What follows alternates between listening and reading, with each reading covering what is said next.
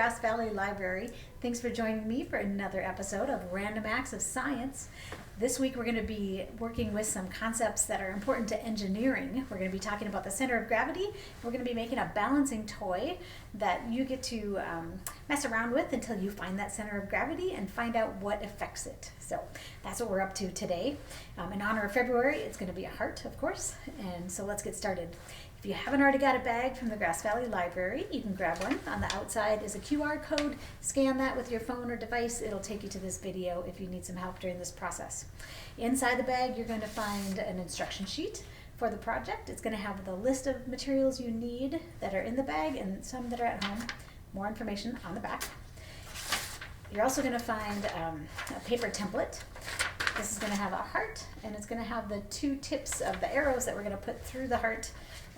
We're going to cut those out and use those as a template.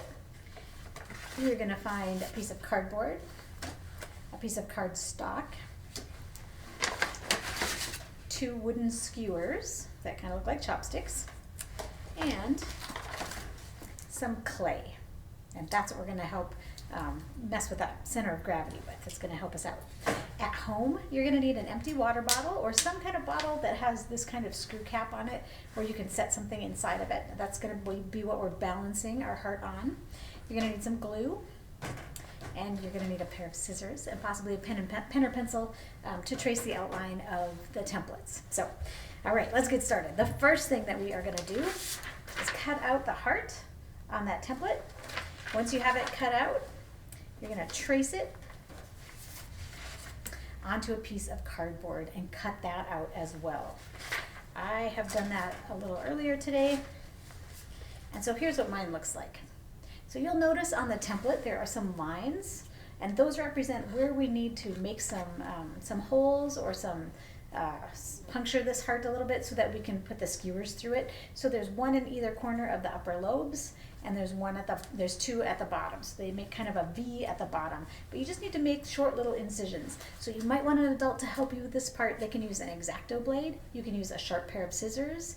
You could possibly even use a pen or a pencil to poke through there. You can do some experimenting and find out what works best for you. Once you've done that, you're going to take the two dowels and you're going to thread them through the two holes. So for this one, I'm going to come from the back. I'm going to poke it through that center. I'm going to come across the heart, top of that heart, the middle of that heart, and then I'm going to poke it the other way through the bottom. So it sits like that. For the second one, I'm going to do the same thing, but I'm going to go from the opposite. So instead of poking it from the back, I'm going to start in the front, and I am going to bring it across the back of the heart like this and go through the bottom until I've got the two skewers in there. So what we're trying to do is make them as symmetrical as possible. Not only side to side, not only top to bottom, but also back to front. So we have one going in the front and one going in the back, and they're not crossing. So that's kind of what we're up to with the way this is put together. You can, of course, experiment and try different things and see how it affects the balance. But we're going to start out with making it as balanced as we can from the beginning. So, all right, so we've got that part done. The last thing we need to do, or the next thing, is we need to put the tips, the arrowheads on the tops of these dowels. So I did that a little bit earlier. So I'm going to pull these back out. This is what they look like when they're done. They've got a little tip on the end. Put those back in here. And then I'll show you how I got to that point. Okay. So that's what we're looking for at the end. We've got the two arrows on there. The easiest way to do that is to cut out the arrowheads on the template, the ones right below the heart. Trace them onto the colored cardstock. They're going to look like a diamond. You're going to fold that diamond in half so it looks like your arrowhead.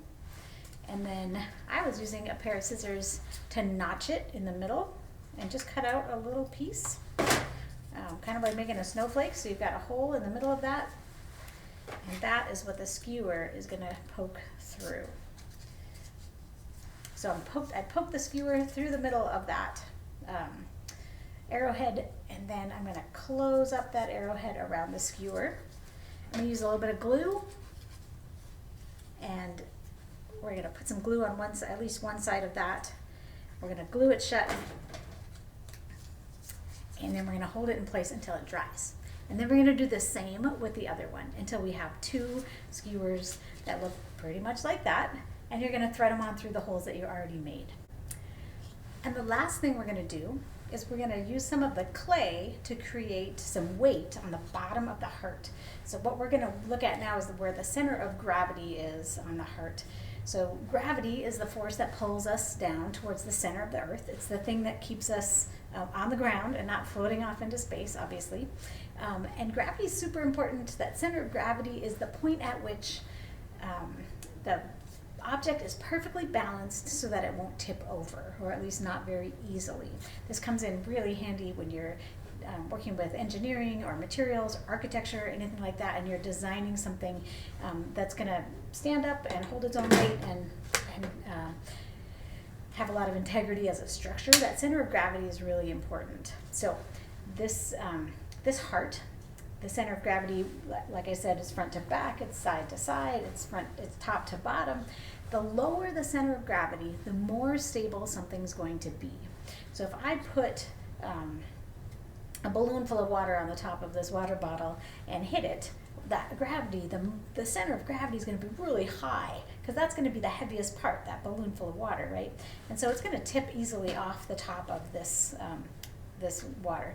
But if you put the water into the water bottle and you fill it, halfway up or something, that water bottle is going to have a very low center of gravity, and it's going to be much harder to tip over. I'm sure you've experienced this all over the place as you work with different objects.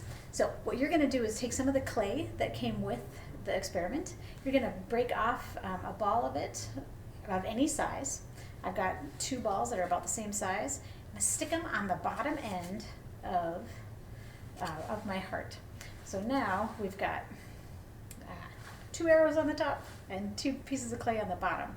And we're going to see if we can balance it on this water bottle. So mine balances pretty well. See what yours does. What happens if we only have one piece of clay? What happens if we have no pieces of clay? It doesn't work at all. The center of balance is way too high, or the center of gravity. Try some different things. What happens if you pull the clay up so it's closer to the middle? What happens if you put the clay on the top, or just any other way you want to try this? What happens if you have a little piece on one side and a big piece on the other side?